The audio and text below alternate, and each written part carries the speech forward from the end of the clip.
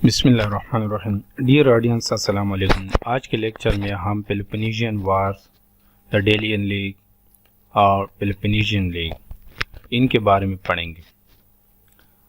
Video शुरू करने से पहले आपसे गुजारिश है कि आप मेरे चैनल को सब्सक्राइब करें और बेल के आइकन को दबाइए ताकि जो वीडियोस मैं English literature, history of English literature और ग्रामर पे अपलोड करूं ताकि आपको इन टाइम मिलती रहे।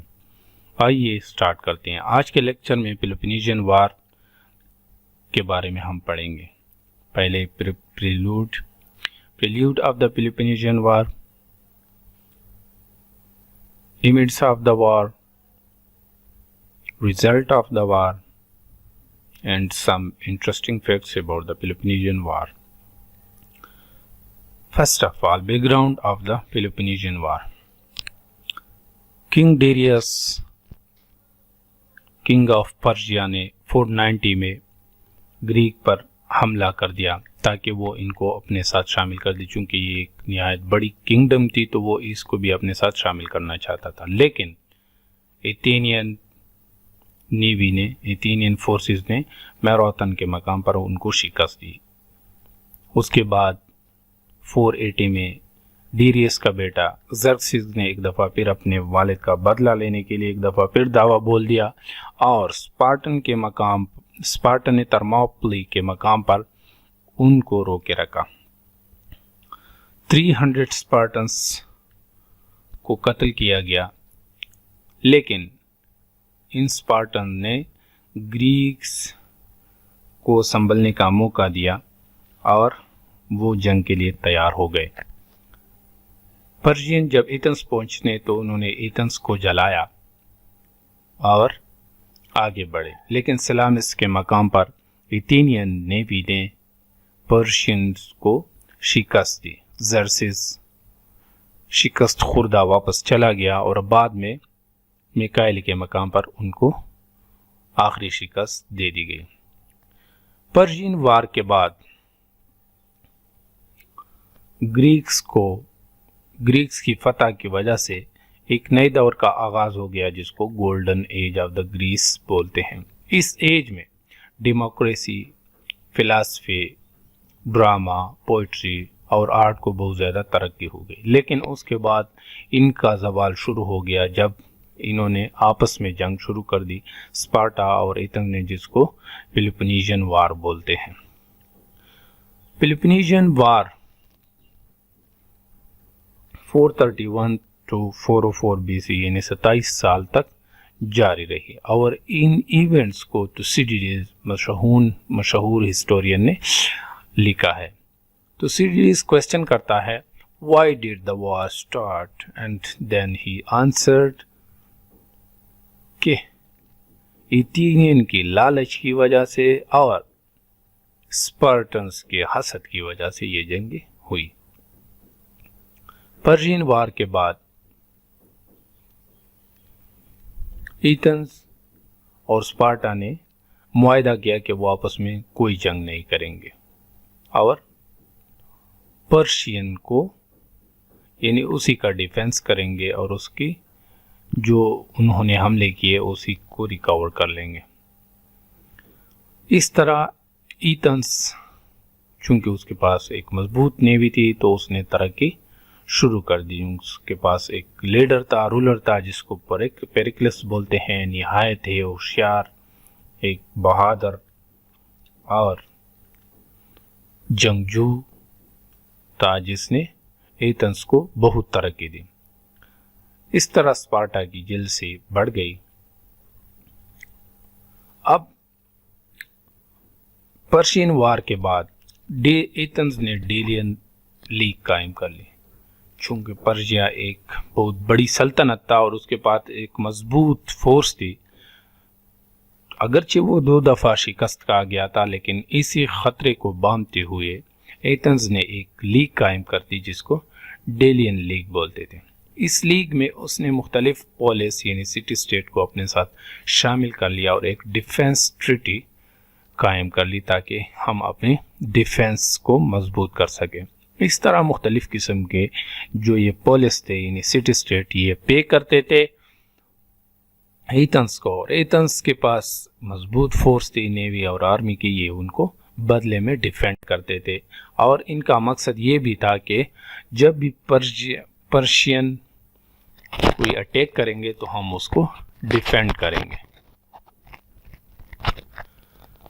اس طرح اس لیگ کے بعد چونکہ اس کے پاس ایک دولت بھی آتی گئی تو انہوں نے بہت زیادہ ترقی کر دی۔ ایتھنس دن دگنی رات چگنی ترقی کر رہا تھا۔ اس نے ایک شہر پارتھینون قائم کر لیا اور گاڈیس ایتھینا کے لیے ایک اس کا مجسمہ بھی بنا لیا۔ تیسری چیز، اس نے ایک ایتھنس کے ارد گرد ایک لمبی دیوار قائم کر لی تاکہ ان کی حفاظت کر سکے، اور اس دیوار کی وجہ سے جو ڈیلین لیگ میں جو ان کے الائز تھے وہ اس پہ ناراض بھی ہو گئے۔ اس دیوار کے ذریعے اس نے ایتھنس کو ایک سی پورٹ پیریس تک بڑھا دیا تاکہ ادھر سے وہ اپنا تجارت کر سکے۔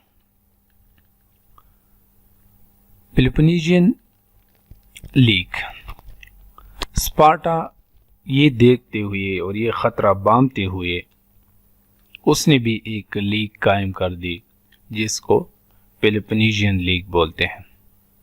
اسپارٹن نے مختلف جو ان کی حمایتی یا ان کے نظریے کے ساتھ جو سٹی اسٹیٹ تھی ان کو اپنے ساتھ ملا لیا تاکہ ایتھنس کا مقابلہ کر سکے۔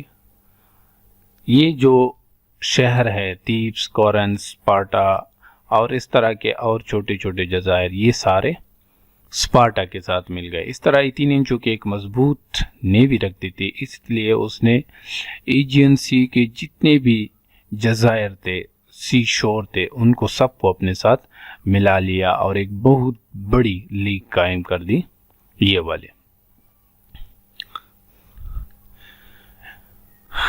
تیبس، یہ تیبس ہے اور یہ پیلوپونیشین کا حصہ تھا۔ اس طرح پلیٹائے جو کہ ایتھینین لیگ کا حصہ تھا، ڈیلین لیگ کا، تو اس طرح ان دونوں کے درمیان جنگ ہو گئی۔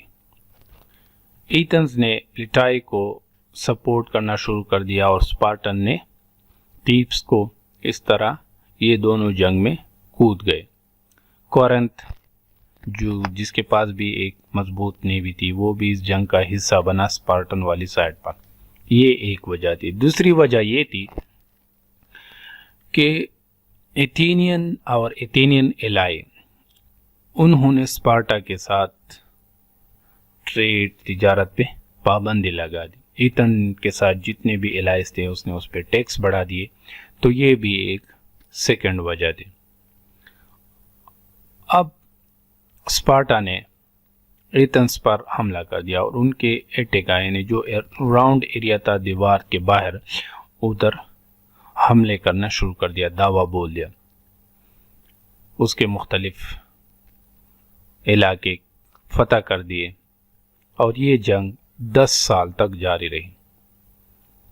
اسپارٹنس کے پاس ایک مضبوط نیوی تھی تو وہ نیول فورس یعنی سیک میں وہ ڈومینیٹ رہے، جبکہ اسپارٹنس اس کے پاس اچھے جنگجو تھے تو وہ زمین پر ان کو ایتھنس کو شکست دے سکے۔ ایتھنس نے اپنے شہر کے ارد گرد دیواریں قائم کر لی تو اس طرح وہ ان سے اسپارٹن سے بچے رہے، لیکن ادھر ایک وبا مصیبت ان پہ آ گئی اور اس مصیبت نے ایتھنس کو بہت زیادہ نقصان پہنچایا۔ یہ ایک عجیب وبا تھی جس نے 2/3 پیپل آف ایتھنس کو ہلاک کر دیا گیا۔ یہ ان کے کچھ نمایاں خصوصیات تھے کہ کس طرح کی بیماری تھی، کیسے ان کو یعنی موت کی گھاٹ اتار دیتی تھی، اور اسی پلیگ، اسی وبا نے اس کے رولر پیریکلس کو بھی ہلاک کر دیا۔